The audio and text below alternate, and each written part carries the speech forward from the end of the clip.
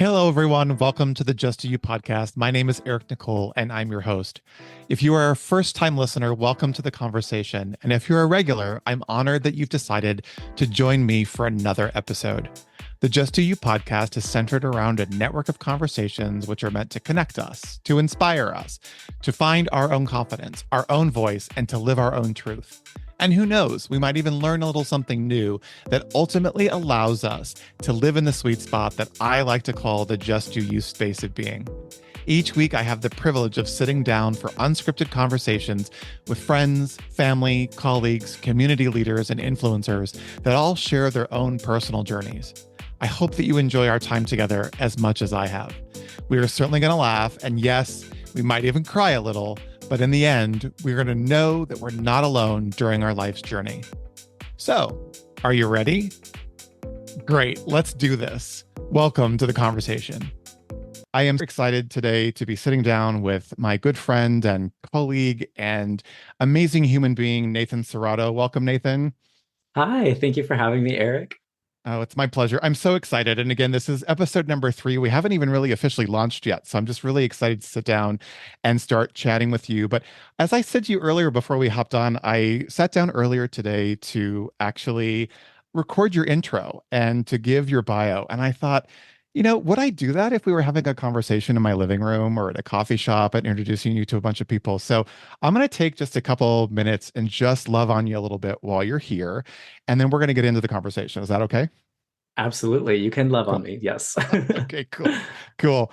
Well, Nathan, who I met in 2023, is really an extraordinary human being. And you know how you meet those people as you kind of go through your life and they just resonate with you and you feel a sense of this. It's cliche, I'm sure, but I feel like I've known you for a long time. And Nathan was that person. We met briefly.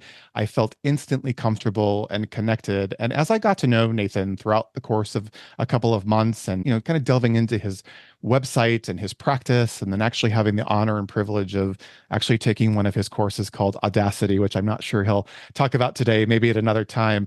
I really got to see the power and the commitment and the true healing power of this amazing human being. So, Nathan is a certified ICF certified life coach, a Reiki practitioner. I had to write this down because it was kind of a lot. Master practitioner in timeline therapy and hypnotherapy. And the thing that really resonated with me when I sat down and looked at his website is his commitment to helping people break through these prisons, which I think is a word that he used in this dialogue, to go after the things that they really want. And we're going to talk a little bit more today, or actually quite a bit today, about identity and perfectionism. And I was teasing with Nathan when I hopped on with him. I'm not sure where he got the idea to have that be a topic of conversation, because I personally do not suffer from perfectionism at all.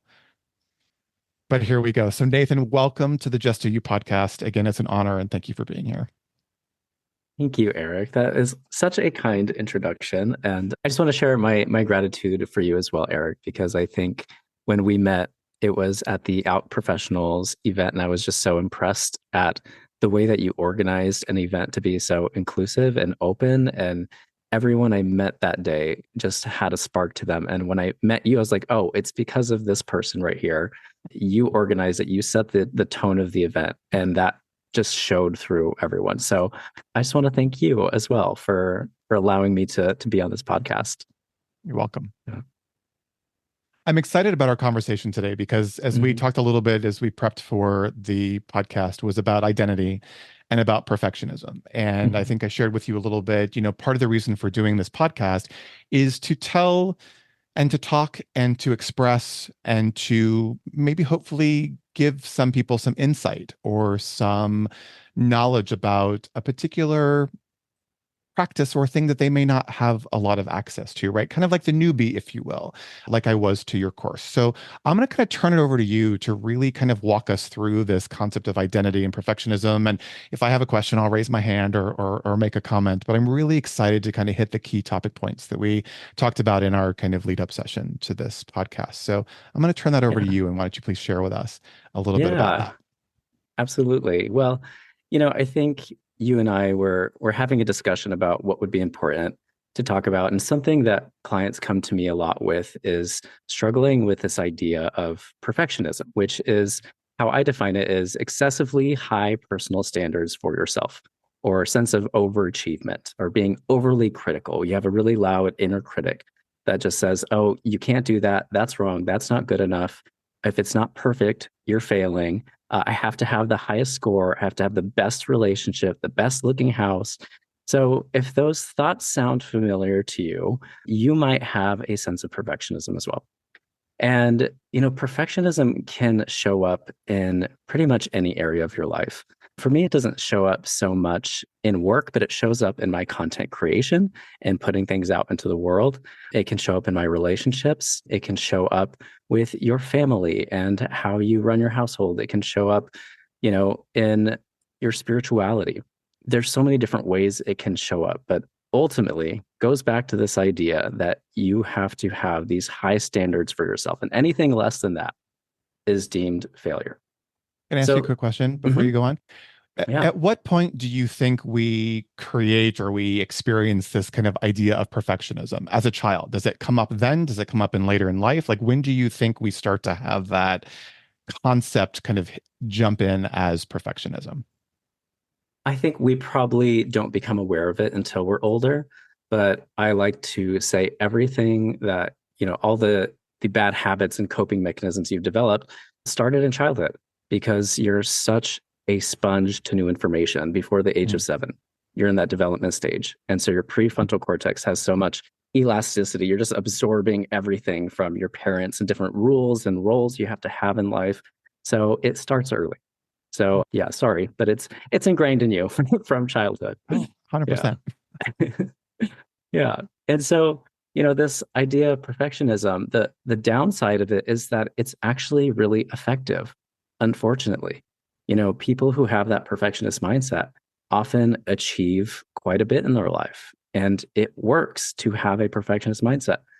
The downside of it is that if you do not regulate that perfectionist mindset, is that it leads to a lot of unhealthy mental health behaviors and habits. So you can develop high anxiety, depression, horrible relationships. I don't know if you've ever worked with a perfectionist, but they're some of the most annoying people to work with because they have Can, such high standards with it. You have to can you redo work for things. yourself? Can you work for yourself? I guess you can. I guess you can. Yes, absolutely. And so maybe you're the type of person that never gets anything done. And it's because nothing's good enough for you. And so if you're working for yourself and you have these high standards and you're not getting things done, probably you need to lower your standards just a bit so that you can actually do things. So, that's how it shows up. And again, it's so helpful for people to have high standards. Yet the downside, again, is unhealthy relationships, unrealistic expectations of your partners, anxiety and depression, isolation, and just this deep sense of not being good enough, that you'll never be good enough. So if you can relate to any of that, or someone who's like that, right, that comes from this idea of perfectionism. And so when you think about, where that comes from, I always look at the cognitive behavioral therapy model. And it's very effective. I think most people know this, that your results in life are driven by your actions are driven by your emotions, and your emotions are driven by your thoughts. So I'm going to give an example of this just in case anyone doesn't isn't familiar with this model. So if I'm thinking to myself that I am I'm an amazing content creator, then I'm going to feel energized and motivated. And the action is I'm going to put content out into the world. And the results I'm going to get are hopefully views on my content. However, if I had a different thought, if my thought said, nothing I produce is good enough, then I'm going to be feeling sad. And my actions will be more like inactions. I'll probably not put anything out in the world if I'm thinking nothing I produce is good enough. And so the results I'm going to get is nothing because I'm not putting anything out into the Sure. world. So, you know, when you think about that model, it's very empowering because then you start realizing I can change my thoughts. I can change my thoughts and get different results. However, there's a downside to this, Eric. And I hate to rag on CBT and cognitive behavioral therapy because it is effective. Yet the challenge is we have 60,000 thoughts every single day. 60,000. And so when you think about trying to change 60,000 thoughts, 75% of which are negative. It's a lot. And it can be overwhelming for people when you're like, why is it that I have so many negative thoughts? I can't even imagine changing this many and shifting my results. So I have to ask the question is where do these thoughts come from in the first place? And it comes from our programming. You touched on this a little bit already, is that it's embedded in us from childhood. We develop this sense of who we are, who we need to be for our family, what role we need to play in order to feel love, in order to feel safety. And we use those coping mechanisms for the rest of our lives because that's what worked when we were younger. Now, the challenge is when we get older, we might realize there's some problems with them. They don't serve us the same way. And so we need to shift those. So I can give you some examples of this, but I want to make sure. Are you picking up what I'm putting down? Is this, I know there's a lot of 100%. No, information. So 100%. yeah, And okay. this is one of the reasons why I think you and I kind of started to resonate so well together, because when you sent me this information, when we were talking about scheduling, I immediately went to my childhood, right? So for me personally, and this is again, a dialogue and a conversation about Mhm. the things that we're talking about. So for me, with my parents' divorce, it was very upsetting. And I can remember very early on starting this internal monologue that I had to be perfect. I could not be flawed. If I was flawed, then my mom would leave or someone else would leave me. And so that was kind of that moment in time for me when I started to look for agreement in the fact that there was something wrong. So this totally resonates with me, and I'm sure it does with a lot of people. And I would be hard pressed to think that we all didn't have some circumstance in our lives or some opportunity to experience this in our childhood, because we all went through something, right, that shaped us. So And no, this is yeah, resonating full on. And I think I'm hoping that it helps a lot of people to really kind of connect with the process in which you're taking it through. So I'll stop you if it starts to go yeah, off the rail. no. Thank you. And it's interesting. I would say a lot of perfectionist mindset comes from children of divorced parents because in that moment you're like, oh no, something's wrong. Was it my fault that my parents are getting divorced? Maybe there's something I can do. Maybe I wasn't good enough. Maybe I can do better. Maybe I can be perfect now and hopefully solve this challenge and my parents can be back together. And so that's one big area that I see a lot. For me personally, it came up in spirituality. So I grew up in the Catholic Church, and it's so weird. I remember doing my first confession, and it's like a big sacrament thing that you do. And you have your rosary, and everyone in the class gets up and you go one by one confessing your sins. My sins, were being attracted to other boys and wearing my mom's heels. And so I go and get my penance, which is my consequence or punishment for my sins. And it was like, I don't know, 10 Hail Marys and 15 Our Fathers. And I had to go and pray in front of the altar. And I remember being there so long that other kids were coming and going one by one, maybe saying a prayer or two and then leaving. And I was up there for so long thinking, wow, I am the worst kid here. Like, I'm the worst of the worst. I'm so bad. This is awful. I'm sorry. And in that moment, like, I'll never forget it. I was like, I need to be better. I need to be perfect. I need to be the better version of myself. And looking back at that now, I'm like, that's so silly. I wish I could give that little boy a hug right now and just be like, you're fine. It's a misunderstanding. You don't have to believe that anymore. You know where you stand with your higher power. Yeah, in that moment, that's all we know. That's our entire world. So, you develop these patterns and coping mechanisms thereafter that my entire identity was just people pleasing and being perfect, getting the highest score. That's the only way I knew how to be validated. And I think many of the clients I work with, many people out there have a moment. It doesn't even have to be, such a traumatic event. It could be as simple as dropping and breaking a cup when you're little. And it can be that impactful to how you see yourself. And knowing that gives you a sense of empowerment because now that you know why you're doing what you're doing, now you can shift it and give yourself some grace. You can forgive yourself for all of that and start redefining who you want to be. So, what does it mean to be a successful person? And I actually encourage anyone who's watching this is to write down what is your definition of success and see if you even resonate with that anymore. Because oftentimes you realize that definition of success is above and beyond what is actually going to work for you.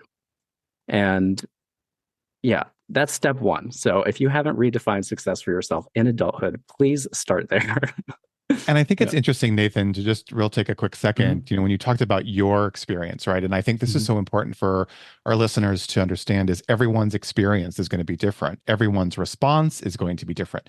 So you went into that, I've got to be perfect, I've got to exceed and excel at everything. My experience was I'm going to fly just under the radar and I'm not going to exceed at anything and I'm not going to fail at anything and I'm just going to do status quo. And so I think it's important for our listeners to realize that there's many forms of that response, right? So Yeah. it could be different for everyone. So I didn't want people to get thrown off by, well, wait, I didn't try to strive and do everything perfect. I may have completely gone inward and shut down. And again, for me, it was just, I just went like just under the radar on everything that I did, right? Everything. So that it Mhm. was just, I use the word average, not as an indicator, but that's kind of, I was just trying to be and fit in and just Yeah. exist. And that didn't work later on in life. I didn't understand like why just I being on can't the imagine why that wouldn't work for you, Eric. didn't work for the master kind of person who likes to connect people. So anyway, thank you for Yeah. sharing that. So please continue. Yeah, but The I great. love that because just under perfectionism is status quoism and Mhm. not being willing to kind of put yourself out there and exceed or anything. So I could see how that could challenge anyone in life, just having that status Yeah. quoism. And Yeah. it's still a sense of perfectionism. In your Mm-hmm. mind, it still is Mm-hmm. perfectionism, right? I have to be perfect, but in this perfection, it's just going to be perfectly status quo. So I agree that that's something that perfection word I remember succinctly as a child Mm-hmm. that I had to be perfect or X, Y, and Z. So Yeah. Yeah. ugh, And yeah. And I just want to just acknowledge, everyone's experience. Like I said, it doesn't have to be this big traumatic event, but there can be a moment where maybe your parents or a family member says something to you, and places this responsibility, or so you perceive it that way. It's like the sense of responsibility, this need to step up, this need to be better, and you remember that for life. And so, again, when you can start redefining success for yourself, not what was placed upon you in childhood, not what you learned from your parents or what you learned from your church, you get to decide for yourself what success means to you. You're going to have a happier life because now you're not going to be going above and beyond for, these statuses or achievements or recognition that aren't even important to you today, right? It's something that you learned as a kid and you get to redefine that. And the second thing I always love telling people to do is to have fun. And having fun is the antidote to perfectionism in so many ways. One way you can do that is just giving yourself permission to look stupid. It's a perfectionist's worst nightmare is finding a safe place to like go and do karaoke with friends or to go do an improv class, go dance, do something that just allows you to break free from this identity that you've placed upon yourself. And so when you can do that, you just start to shift the way that you see yourself. You stop putting yourself in this box and you just let yourself be silly. And another way you can do that too is just in the workplace, start gamifying your goals, start celebrating with your team, start having fun with how you work towards what you're building in your business or your organization. And when you can do that and have fun in that, it just takes the perfectionism out of it because you realize you're working together as a team to achieve a solution. And it's going to take all of you. It's going to take the mistakes to learn and to do better. And yeah, I just can't stress the fun piece enough because I didn't do that for a very long time. And it created, again, that anxiety, that depression. Like, what am I even doing any of this for? If it's not to enjoy the people you're around and what you're doing in your organization, I mean, there's no purpose to even going to work. yeah. Like, Can it's I ask not you a quick just about the result. Yeah, go ahead. Let me ask you a quick question. Mhm. So, and this could be a whole other podcast episode, but do Mhm. you think that it's more and again, not to put labels, but more male female experienced, more culturally experienced, that sense of loss of play, right? Because if you look at the way certain individuals will be playful or playful, or different cultures are playful or not, do you think it's that, or do you think it's more individualistic? I think perfectionism shows up in different ways across genders and cultures. And I think the way that different genders experience it are unique to them. However, I Mhm. think it it's embedded in just humanity, just the nature of being human and how we learn and grow. Definitely in Western society with more capitalistic systems, yes, I think we're prone to more perfectionist and achievement mindsets here. Significance. Yes, 100%. Yet, when you think about how men experience perfectionism, men are supposed to be strong, men are supposed to be, a tough man, don't cry, don't show emotion, provide for the family. And that's changing so much now that women are becoming more independent. Women are, you know, I think the majority now in colleges, women are becoming the breadwinners. So that's shifting for men. Mm. Women, on the other hand, have a different sense of perfectionism that's really rooted in misogyny. And not only are those supposed to be breadwinners now, but they're also still supposed to do the caregiving in the family. And so it just shows up in different ways, I think, based on Good point. your upbringing. Yeah. Good point. Yeah. Does that answer your question? We could Yes. do another Again, podcast on that if we whole want. other podcast episode on gender and I love perfectionism. gender roles. But I'm sure yeah. you'll be back, so we'll talk about that another time. I Okay. want to stay on course with this Yeah. conversation today. So, I mean, I've kind of given you, the key points to perfectionism. I'm curious, Eric, what you think your listeners really want to hear about, I guess, how to move beyond it. I don't know. I think I did give a little bit of that, but You did. yeah. I think what's important again in this kind of dialogue and this conversation is that people can kind of recognize or pick up kind of a similarity in their behavior. And I think what's interesting as we talk about this is I think everyone can relate.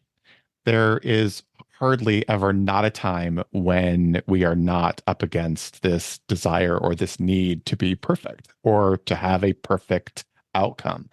And I think what's interesting for me is we kind of talk about as we go through in this podcast about relationships and about dating and about maybe work and work goals and those types of things is that we can identify where that perfectionism works for us and where that perfectionism doesn't work for us and actually causes us. And I think the fun part is really cool. And if anyone knows how to have fun and how to infiltrate fun into a situation, it's you. So talk a little bit, if you can, about this. I mean, it's not a concept, but this ability that you have to just be fun. Because let's face it, everyone's going through something at various times in their life. There's always something going on that can distract us and pull us into this significance. But how do you, as this magnificent human, this practitioner, this person, this healer, how do you generate that fun for you in the moments that you aren't feeling it? I think that's something that could be kind of fun to talk about. Hmm. Yeah. Well, I'm going to give you the long answer because that's just who I am. But I think fun has been ingrained in me as well. I think in childhood, you can adopt negative coping mechanisms, but you can also adopt positive coping mechanisms and positive habits. And one of those was that I was surrounded by a big Mexican family, and we would celebrate something every weekend. One day my cousin lost a tooth, and we'd celebrate. The next a weekend, my cousin's being baptized, then a birthday party, then it's Christmas, then the day after Christmas we celebrate. So there was like so many celebrations that I just learned that life is just one big party, and there's so much to celebrate in life if you just look at it.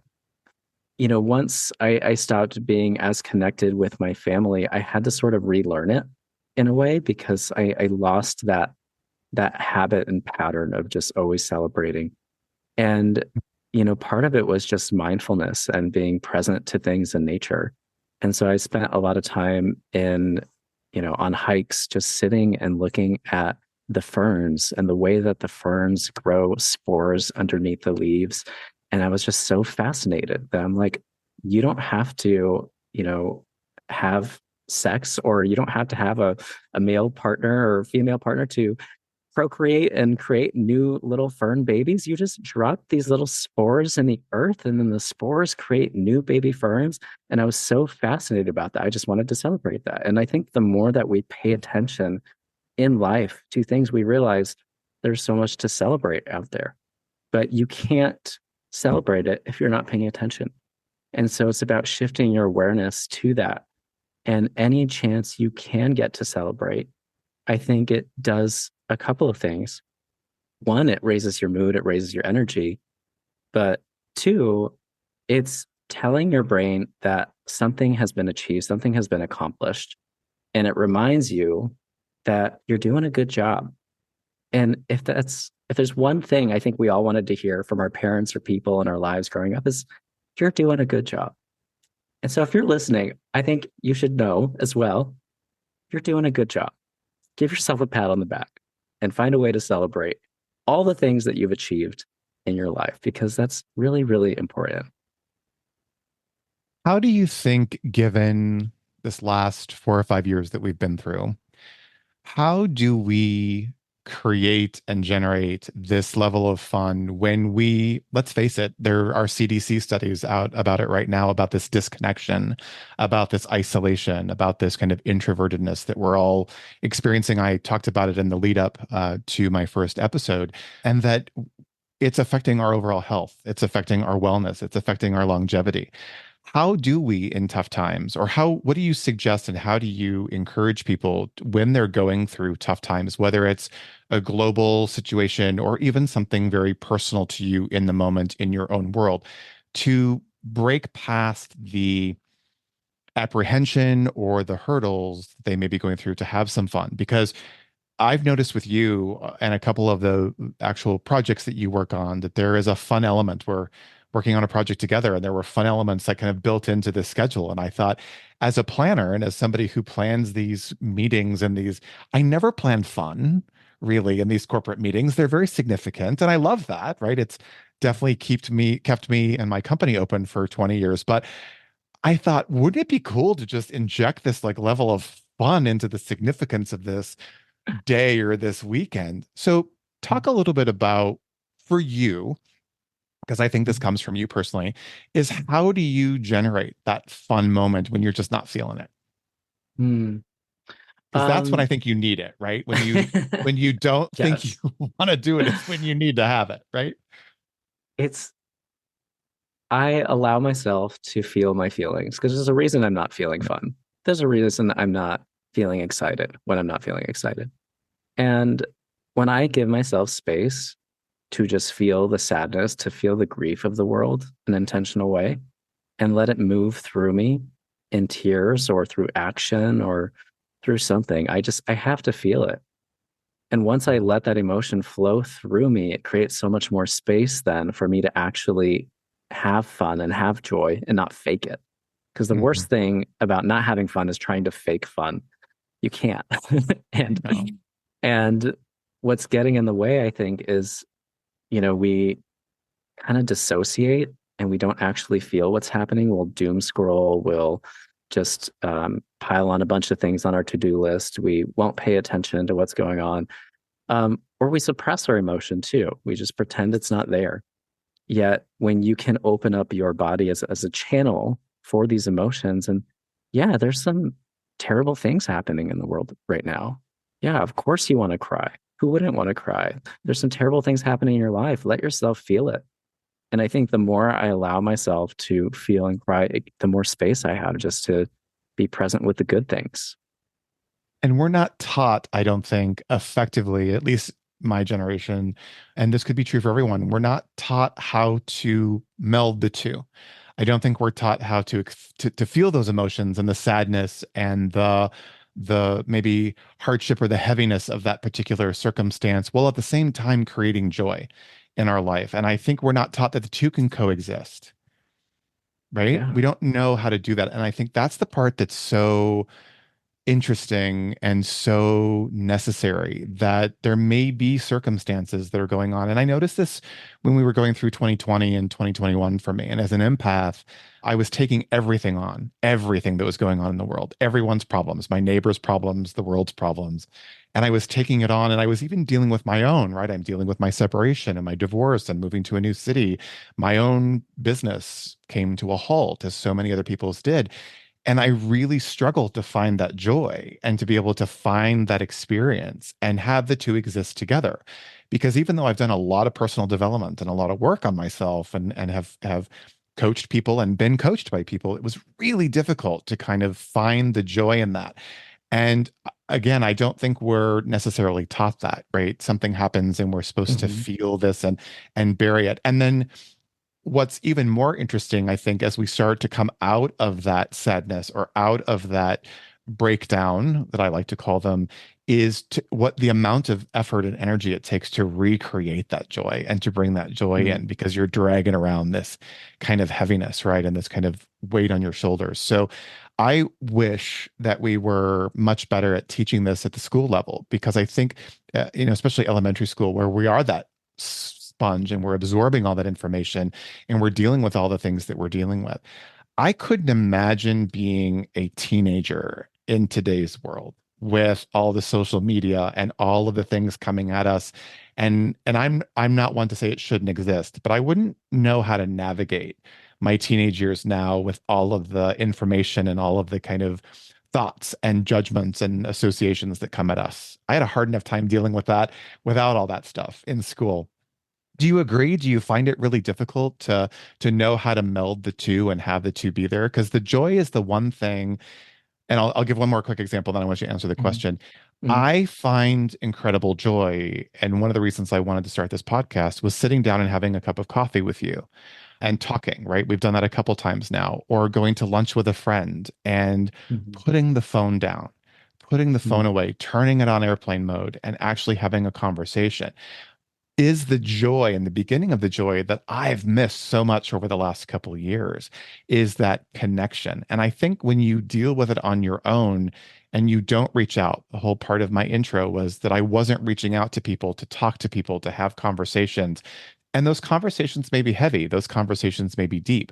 But as we have those conversations, then we can start to uncover the ways and the access to joy. Is that, I'm No, obviously not as trained as you, but is that something that you see as truth? absolutely. And I think what you're describing in putting the phone away is you allowing yourself to be present. And it all comes back to mindfulness and being aware of Yeah. what's happening in your body. And I think there's a misconception too in personal growth that you do this work on yourself so that life is perfect and you only feel the happy, positive emotions. And no, that's not the case. Mhm. It's life is about being present with the peaks and valleys in your life. There's going to be ups and downs. And the more that you're present throughout them, the more you're going to enjoy the peaks, the more that you're going to learn from the valleys and the dark parts. Yet it's not about making them disappear. It's learning about taking the best from life and being present throughout so that you don't, wake up on your deathbed wondering, what the hell happened?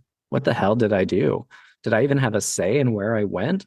Or did I just let life happen to me? Right. So it's just about having more choice and more presence throughout your life. But I think it is hard when we have these standards of, what it means to be, an evolved human or what it means to be happy and mentally healthy. It's not about the having this perfect joyful mindset. I think it's about presence. So I think Yeah. that's what you're pointing to. I I think the presence is a huge part of it. And I think Mhm. that's very eloquently put, and something that I observe. I love to watch people. I love to go to coffee shops or, shopping Creep. malls or, I know. Just kidding. Or I know, really, taking notes. But I love to observe people because I'm fascinated. I'm probably going to get some flack for saying this, but I'm fascinated by people, individuals, couples, even families. Again, gender is not the defining topic here, but that will go to a restaurant for dinner and they're all on their phone. There's no engagement in conversation.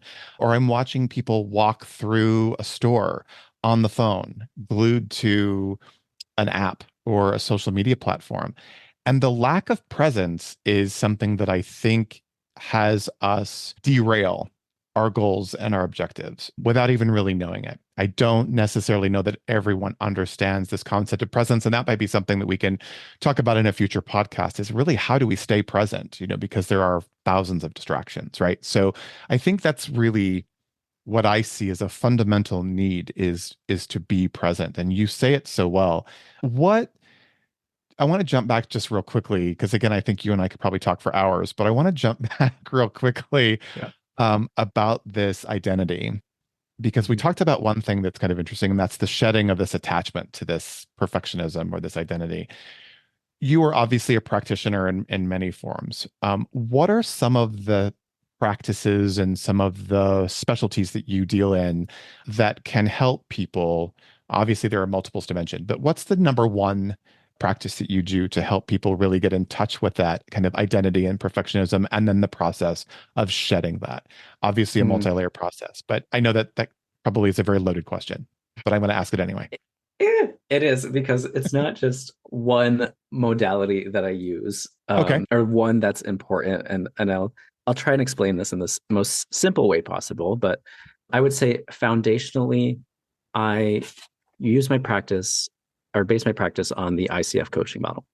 So the coaching model, what I love about it is that it trusts that every single person that I work with has the answers for their life inside of them.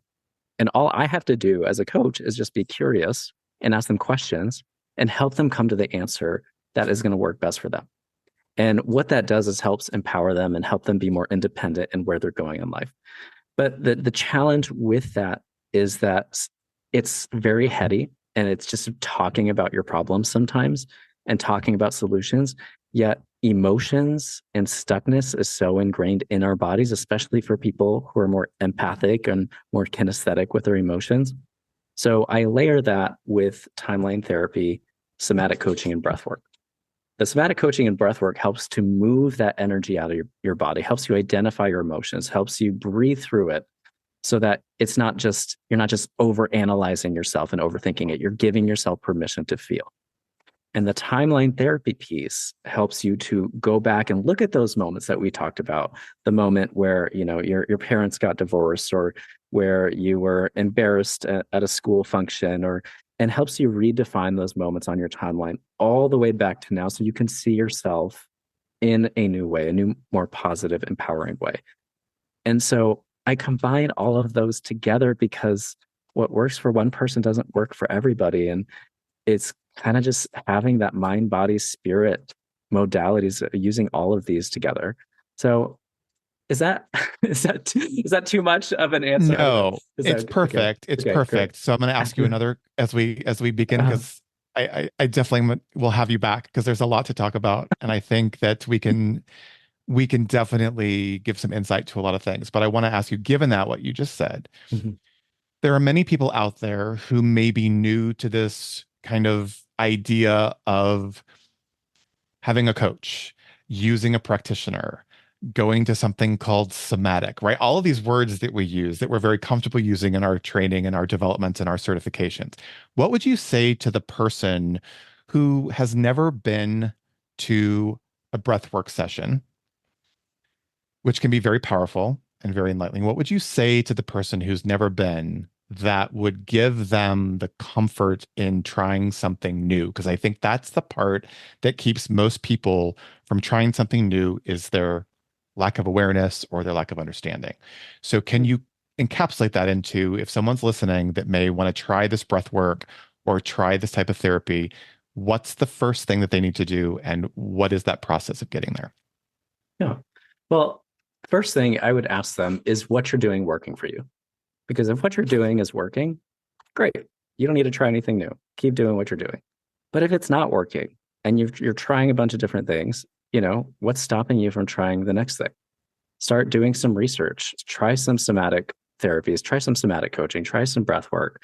But, sometimes it takes seeing multiple therapists, multiple coaches, multiple, life-changing events for you to really have the shift that you need. And once you find the thing that works for you, then keep doing that. That's because, again, we all learn and heal in different ways. We all experience our trauma in different ways. So it makes sense that we all might need a unique path to healing. So, But you go ahead. used a great word, and that Mhm. is you've got to try it, Yeah. right? You're not gonna, Exactly. so cliche, right? You're not gonna know till you try, Uh-huh. right? Yeah. But it's true. The first time I ever did breath work, I was in this stranger's house. She came highly recommended. I'm doing this breathing technique.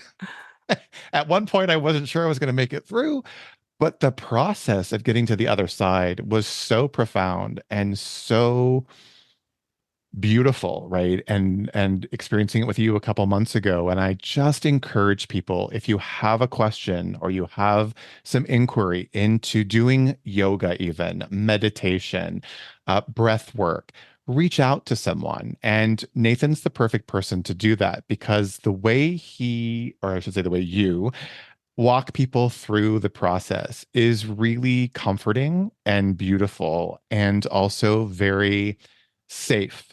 And I encourage people to just try it. The first time I ever did it, I was nervous, but on the other side of it, I'm glad that I did it. And it gave me also a tool to use because I think I shared with this you when we were having coffee a couple of weeks ago is that I've been told by a lot of massage therapists and practitioners that I don't breathe. I hold my breath a lot and I do it as a protection. And so that breath work, your session, as well as this one that I did many years ago, reminds me to stop and breathe because the breath Mhm. is obviously incredibly important. So that you said it perfectly, right? And I encourage people to check it out. So as we kind of wrap up this conversation, I want to do two things. Encapsulate, if you will, just one more time to kind of bring it all home is Mhm. this concept of identity and perfectionism and what we can do and what would be some of the ways that we can maybe catch ourselves in that potentially self-deprecating conversation of that perfectionism and how it runs us today. Yeah. Yeah. So if you really find yourself living your life based on that perfectionist model where nothing's good enough, where you have to have the highest score, you have to, do everything perfectly before you put it out, and it's impacting your life, it's impacting your productivity, it's impacting your relationships in an unhealthy way, then really take a step back and start looking at the thoughts that are creating those results for you and start shifting those. More so, if you can take a look at where did that start in your life? Where did that identity of perfectionism start for you? And are you willing to give it up? Start by redefining success for yourself. What does it mean to have a successful relationship, a successful career, and a successful life? And once you put it down on paper, now you can start bringing attention to rebuilding your new identity and how you want to show up in those places. And the last piece really to have fun and be present in life. And you can do that again through dance, through going to a comedy show, anything that's just going to break you out of this mundane routine that you've been living in. And the last thing I'm going to say about this, if you're someone who's working towards your healing journey, is that you deserve to trust yourself. Again, back to the ICF coaching model, is everybody deep down has the answers within themselves and you know exactly what's going to be best for you. So trust that. Wow.